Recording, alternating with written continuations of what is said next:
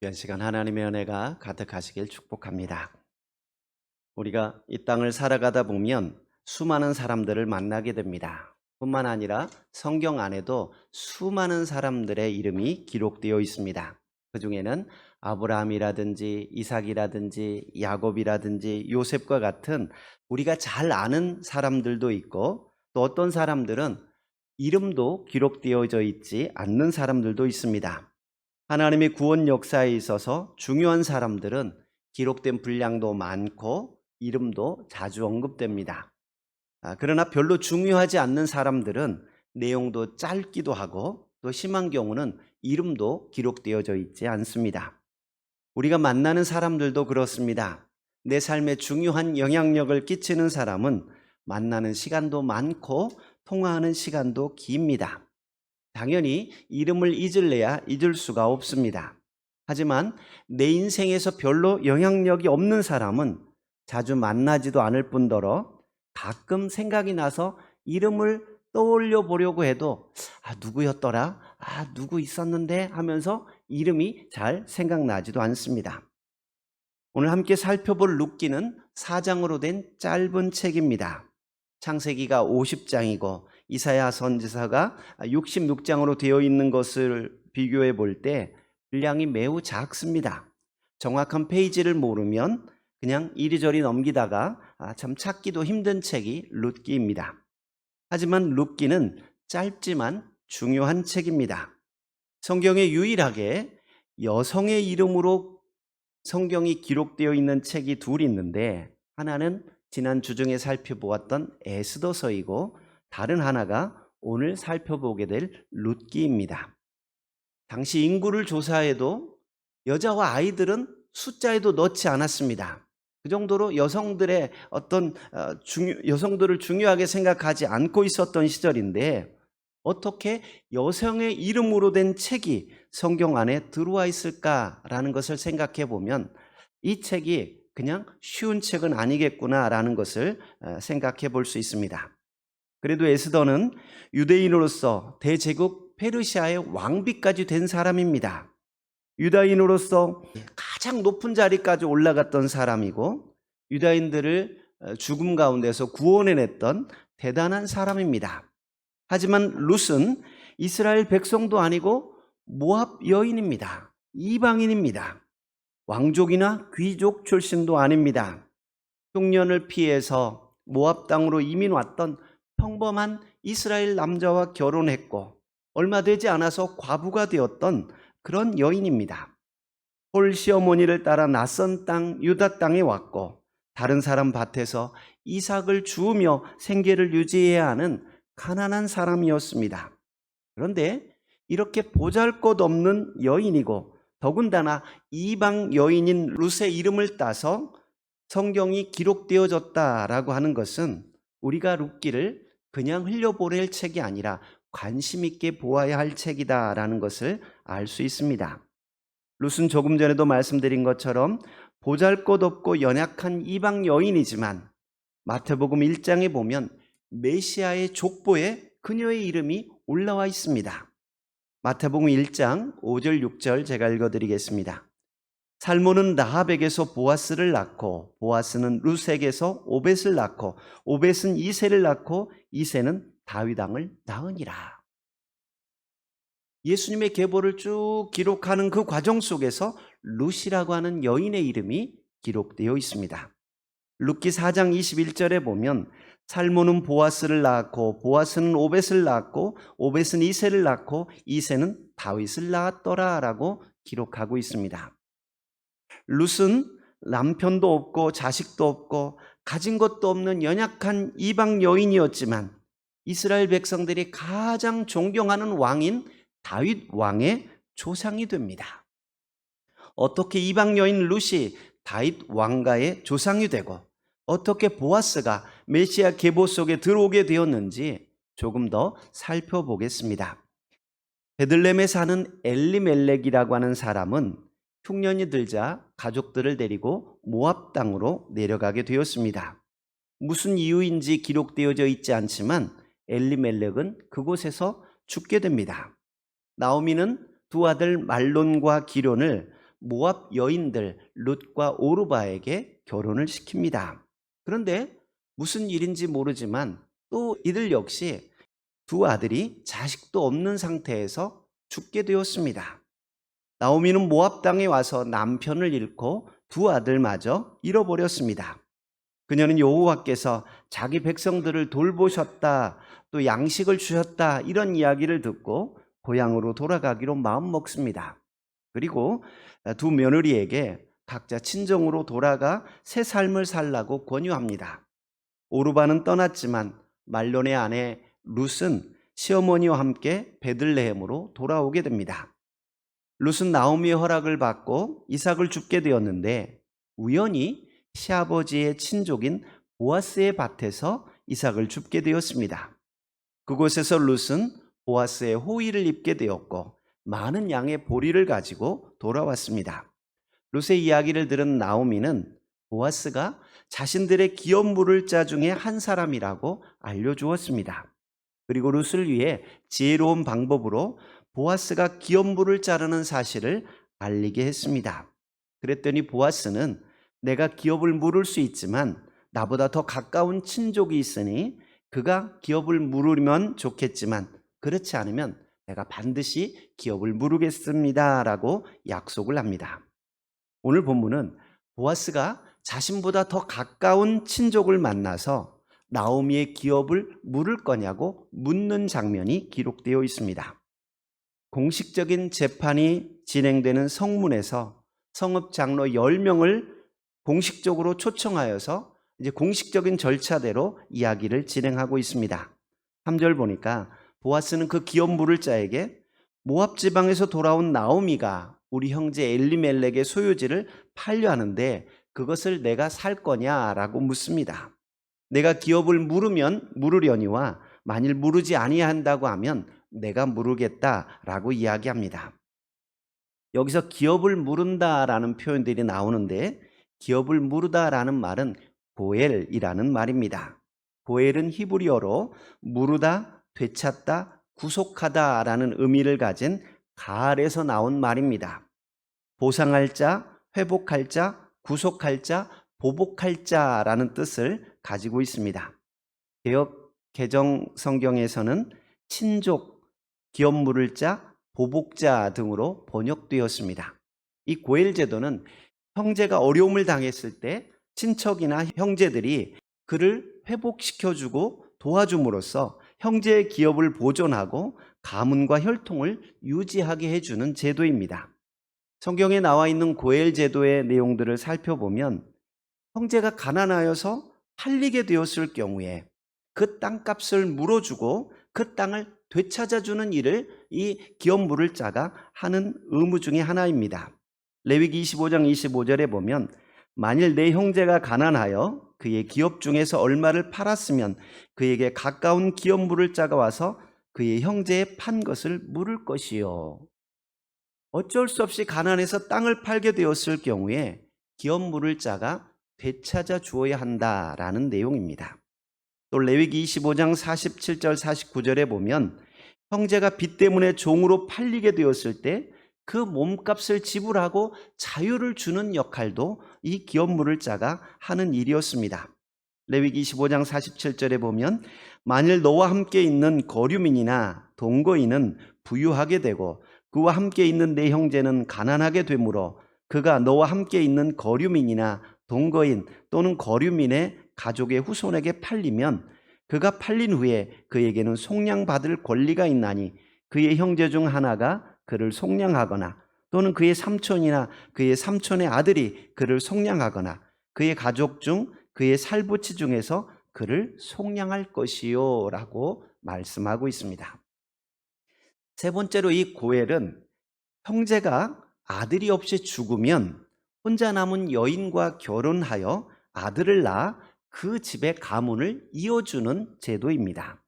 신명기 25장 5절 6절에 보면 형제들이 함께 사는데 그중 하나가 죽고 아들이 없거든 그 죽은 자의 아내는 나가서 타인에게 시집가지 말 것이요 그의 남편의 형제가 그에게로 들어가서 그를 맞이하여 아내로 삼아 그의 남편의 형제된 의무를 그에게 다 행할 것이요 그 여인이 낳은 첫 아들이 그 죽은 형제의 이름을 잊게 하여 그 이름이 이스라엘 중에서 끊어지지 않게 할 것이니라.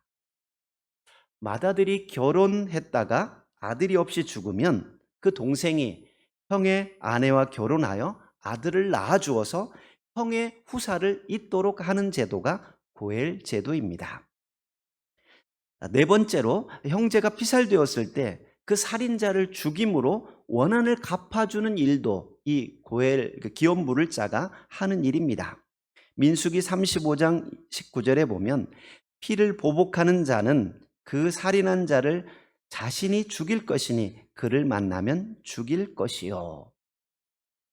생명은 생명으로 갚으라고 하는 보복의 원리에 의해서 사람을 죽인 자는 반드시 죽이는 법이 있습니다. 사람이 죽게 되었을 때 그 죽은 사람의 가장 가까운 친족이 이 죽인 사람을 찾아가서 보복할 수 있습니다.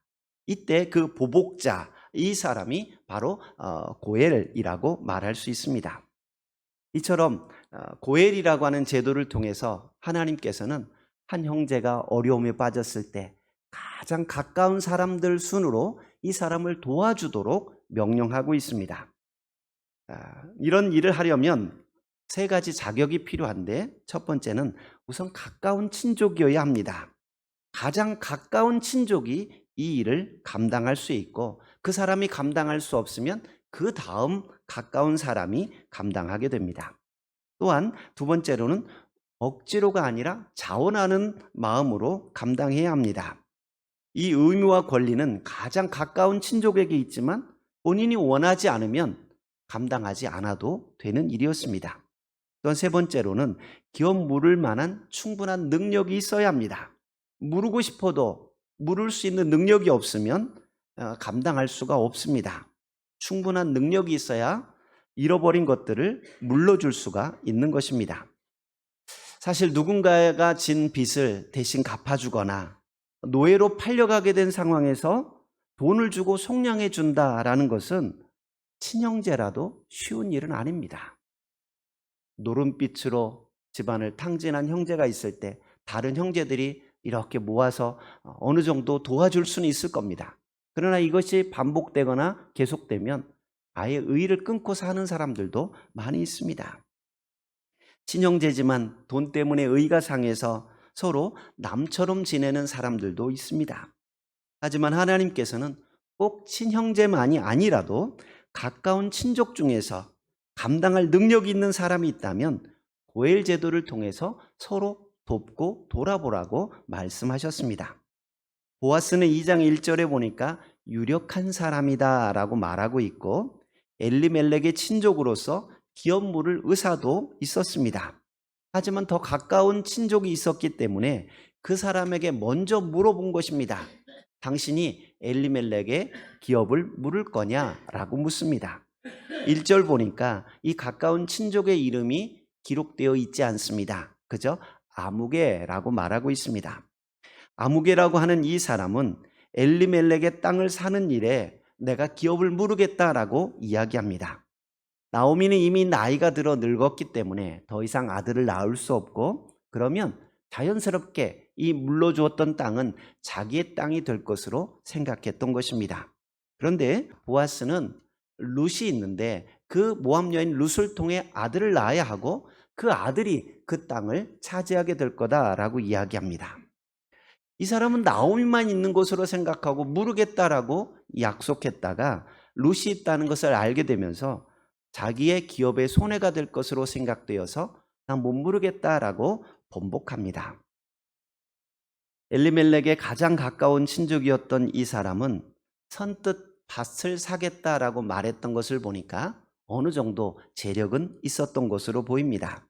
하지만 자신에게 손해가 있을까 하여 어려움을 당한 친족을 돌보지 않고 그냥 포기해버립니다.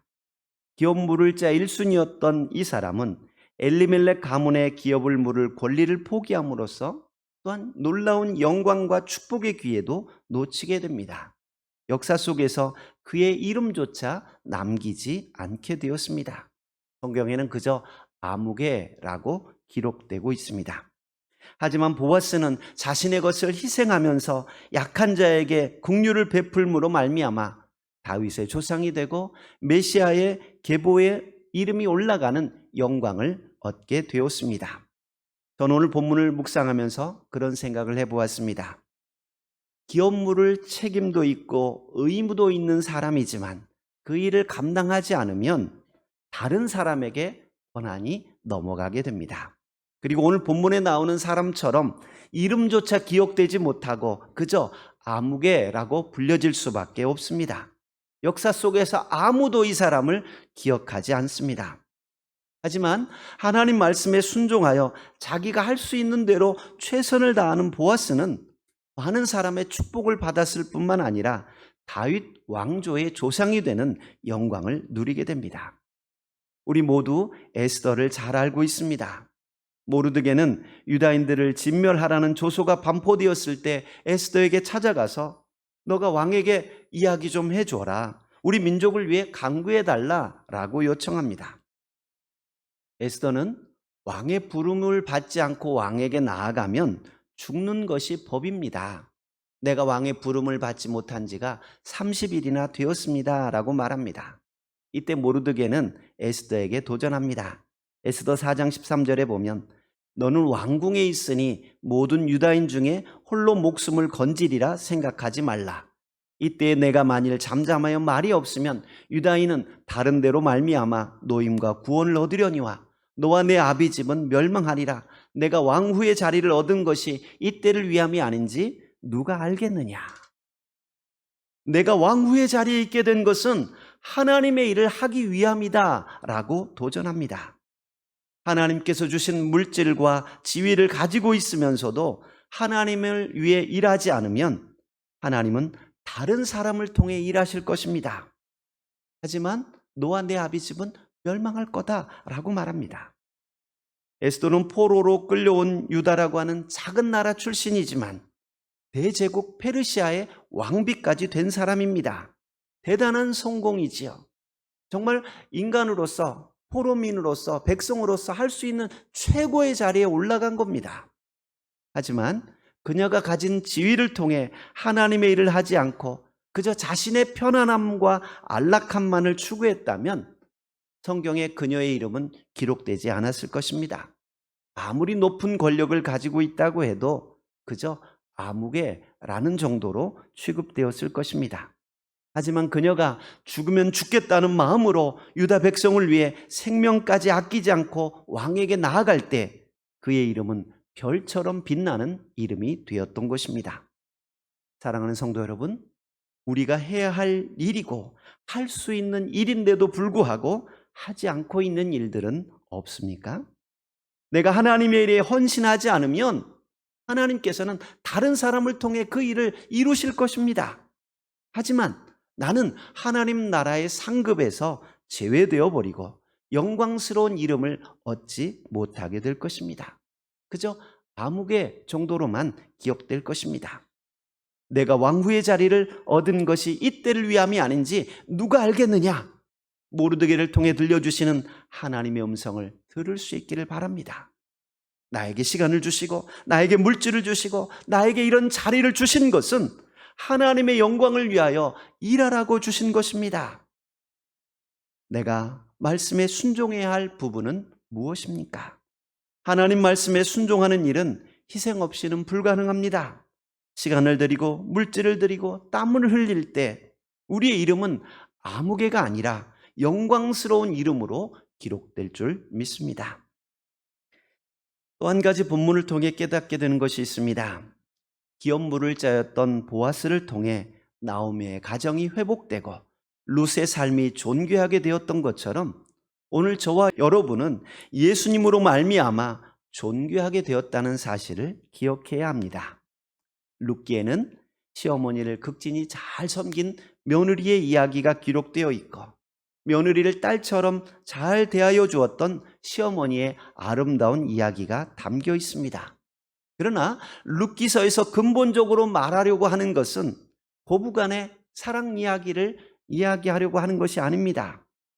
각자가 왕이 되어 자기 소견에 옳은 대로 행하던 혼란스러운 사사시대 속에서 하나님의 약속의 땅을 떠난 한 가정이 얼마나 비참하게 깨어지고 어려움을 겪게 되는지 보여주고 있으며, 하나님의 약속의 땅으로 돌아왔을 때 얼마나 놀라운 은혜를 베푸시고 얼마나 큰 은혜로 회복시켜 주시는지 하나님의 구원의 역사를 담고 있습니다. 뿐만 아니라 연약하고 보잘것없는 룻이라고 하는 여인이 보아스를 통해 그의 삶이 변하게 되었던 것처럼, 죄로 인해 비참해진 우리를 구원해 주신 그리스도를 통해 얼마나 놀라운 신분으로 우리가 변화되었는지를 보여주는 영적인 책입니다. 오늘 본문의 보아스는 우리의 기업 물을 자 되시는 예수 그리스도를 대표하는 인물이기도 합니다. 약속의 땅을 떠났던 엘리멜렉 가정에 찾아온 것은 죽음이었습니다. 그리고 남아있던 나오미와 룻은 모든 것을 잃어버리고 소망 없이 살고 있었습니다. 그런데 그들에게 기업 물을 자 보아스를 통해서 새 소망을 주시고 새 회복의 은혜를 주셨습니다. 오늘 말씀을 통해 우리는 예수 그리스도를 통해 참다운 구원을 이루시려는 하나님의 따뜻한 사랑의 마음을 느낄 수 있어야 합니다. 하나님을 떠난 인생은 죽음이고 모든 소망을 잃어버린 존재라는 사실을 기억해야 합니다. 모든 인간은 아담 안에서 하나님께 범죄함으로 하나님의 형상을 잃어버리고 죄인이 되었습니다. 에덴 동산에서 쫓겨나게 되었고 거룩하신 하나님과 함께할 수 없게 되었습니다. 죄로 말미암아 마귀에게 속한 자가 되었고 마귀의 종이 되었습니다. 마귀에게 팔려간 자가 되었다는 말입니다. 하지만 하나님께서는 기업 물을 자 되시는 예수 그리스도를 통해 죄의 값을 속량하셨습니다. 하나님이신 예수님이 친히 인간의 몸을 입고 이 땅에 오심으로 우리의 가장 가까운 친족이 되어주셨습니다. 자원하는 마음으로 십자가를 지셨을 뿐만 아니라 그분은 죄가 없으시기에 우리의 모든 죄를 담당하실 만한 충분한 자격이 있는 분이십니다. 예수께서 십자가에서 죽으심으로 우리의 모든 죄의 값을 다 치르셨습니다. 또한 부활하심으로 말미암아 죄의 결과로 주어지는 사망의 권세를 이기셨습니다. 우리가 예수님을 믿고 우리 마음에 영접하게 될 때 죄에서 자유함을 얻게 됩니다. 영생을 소유하게 되고 하나님의 자녀가 됩니다. 바울 사도는 에베소서 1장 17, 19절에서 믿는 자에게 주시는 하나님의 기업의 영광의 풍성함이 무엇인지 얼마나 크고 놀라운지 알게 하기를 원한다라고 기도하고 있습니다. 우리 주 예수 그리스도의 하나님 영광의 아버지께서 지혜와 계시의 영을 너희에게 주사 하나님을 알게 하시고 너희 마음의 눈을 밝히사 그의 부르심의 소망이 무엇이며 성도 안에서 그 기업의 영광의 풍성이 무엇이며 그의 힘의 위력으로 역사하심을 따라 믿는 우리에게 베푸신 능력의 지극히 크심이 어떠한 것을 너희로 알게 하시기를 구하노라. 예수 그리스도 안에 얼마나 놀라운 복이 숨겨져 있는지 깨달아야 합니다. 하나님께서 예비하신 풍성한 복을 누리는 저와 여러분이 될 수 있기를 축복합니다. 하나님께서는 오늘 본문을 통해 죄로 말미암아 소망 없이 살아가던 우리에게 새 소망을 주시는 예수 그리스도의 모습을 미리 보여주셨습니다. 예수님을 믿음으로 하나님 나라를 상속받게 된 우리는 어떻게 살아야 할까요? 나에게 주신 시간과 물질과 지위를 통해 하나님의 영광을 위해 살아갈 수 있기를 바랍니다. 우리 이름이 영원히 기록될 수 있도록 할 수 있을 때 하나님의 일에 헌신하십시오. 뿐만 아니라 하나님의 자녀답게 하나님을 사랑하고 이웃을 사랑하는 마음으로 살아가야 합니다. 야고보서 1장 27절에 보면 하나님 아버지 앞에서 정결하고 더러움이 없는 경건은 곧 고아와 과부를 그 환난 중에 돌보고 또 자기를 지켜 새 속에 물들지 아니하는 그것이니라 라고 말씀하고 있습니다. 하나님 앞에 참된 경건은 소극적으로 본다면 자기를 지켜서 새 속에 물들지 않는 것이지만 적극적으로는 고아와 과부를 환난 중에 돌보는 것이라고 말씀하고 있습니다. 우리가 하나님의 구원함을 받고 하나님의 자녀가 되었습니다. 그렇다고 한다면 우리는 하나님의 자녀답게 하나님을 사랑하며 살아가야 합니다. 뿐만 아니라 우리 형제와 자매를 하나님의 사랑으로 사랑하는 삶을 살아가야 합니다. 이것이 하나님께서 우리에게 원하시는 삶의 모습입니다. 하나님을 기쁘시게 하는 성도님들 되셔서 우리의 이름이 영원한 생명책에 아름답게 기록될 수 있기를 축복합니다. 아멘. 은혜로우신 하나님 감사합니다. 우리를 부르시고 하나님 자녀가 되게 하시고 하나님의 은혜 가운데 머물게 하시니 감사합니다. 우리는 죄로 인하여서 죽을 수밖에 없는 존재였지만 우리의 기업 물을 자 되시는 예수님을 통하여서 구원해 주시고 영원한 생명을 주시고 하나님 나라를 유업으로 받게 하시니 감사합니다. 하나님의 자녀가 된 우리가 하나님의 영광을 위하여 열심을 다하여 일하게 하시고 하나님의 뜻에 따라 이웃을 사랑하는 믿음의 삶을 살게 하여 주옵소서. 예수님 이름으로 기도하옵나이다. 아멘.